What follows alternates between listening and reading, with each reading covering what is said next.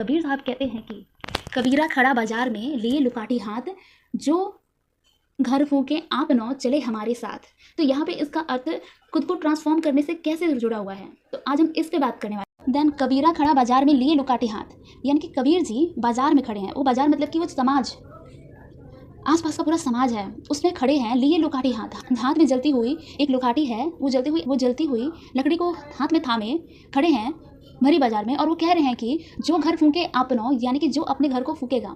यहाँ पे जिस घर की बात हो रही है वो आपके पत्थरों से, ईंटों से बनी हुई घरों की नहीं हो रही है। तो यहाँ पे कबीर साहब जी जिस घर की बात कर रहे हैं वो वही घर है जिसे समाज द्वारा हमने बना लिया है अपने अंदर, और उस घर को अपना समझ करके उसमें बैठे हुए हैं, कई समय से उसमें जीवन यापन कर रहे हैं, उस चीज़ को सत्य मान रहे हैं, और फिर भी उसमें खुश नहीं है, कभी सेटिस्फाइड हुए ही नहीं, कुछ खोया सा खुद में महसूस हो रहा है और उसमें फंसे हुए हैं।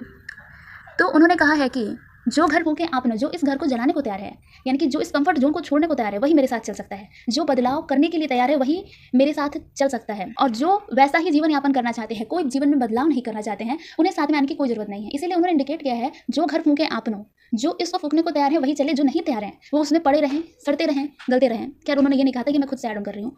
तो जो तैयार नहीं है ट्रांसफॉर्म करने के लिए अपनी लाइफ को, वो उसमें ही पड़े रहें, और पढ़ते पढ़ते एक दिन मर जाएंगे। फिर नेक्स्ट लाइफ में भी उनको उस घर से बाहर निकलना होगा, और जो जितनी जल्दी छोड़ेगा और जितनी जल्दी अपनी इस जर्नी पे आगे बढ़ेगा, उसका साइकिल उतनी जल्दी ही कंप्लीट होगा।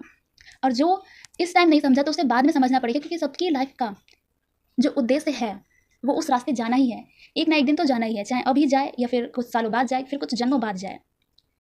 इसमें से कुछ लोग ऐसे भी हो सकते हैं जो ये बोलेंगे कि बड़ा आई बताने वाली, हम तो अपने इस भगवान की पूजा करते हैं, हम तो अपने इस भगवान का पाठ करते हैं, उससे मोक्ष प्राप्ति होती है, ये होता है। बहुत से ऐसे लोग हैं भी जो ऐसे सवाल कर सकते हैं। तो इसमें कबीर जी उसी घर की बात कर रहे हैं जो लोगों के द्वारा हमने बना करके उसे अपना मान लिया है। हम जिन परमात्मा की पूजा करते हैं, उन्हें मानते हैं, रोज़ आरती करना, गंगा जल से नहलाना, खुद नहाना और हर चीज़ कर रहे होते हैं, लेकिन कभी परमात्मा को डीपली हमने फील ही नहीं किया। तो फिर उस पूजा का क्या मतलब है?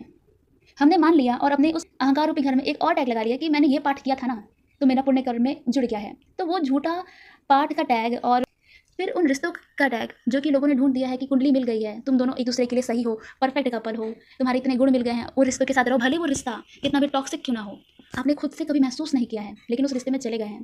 तो कबीर जी कहते हैं कि अहंकार का घर है, जो झूठे रिश्ते नाते हैं उनसे बाहर निकले, तभी आपकी जर्नी स्टार्ट होगी। जो परमात्मा आपने मान रखा है लेकिन कभी महसूस नहीं किया है, कभी उन्हें जाना नहीं है, तो पुरानी जो इन्फॉर्मेशन है उनको जलाएं और नए की खोज करना स्टार्ट करें, तभी बदलाव स्टार्ट होगा, तभी वहाँ से आपकी जर्नी स्टार्ट होगी। और जो लोगों ने बता रखा है कि पैसा है, घर है, सुंदर बीवी है, अब तुम्हें क्या चाहिए, तुम तो खुश हो, लेकिन आप अंदर से खुश नहीं हो, तो आप एक्सेप्ट करो कि रियलिटी क्या है। If you are not happy then accept it. जहाँ से आप स्वीकारना स्टार्ट करोगे और क्वेश्चन करना स्टार्ट करोगे तो असली खुशियाँ हैं किन चीज़ों में, तो वहाँ से आपको आंसर्स मिलना भी स्टार्ट हो जाएंगे। Accept reality, make questions,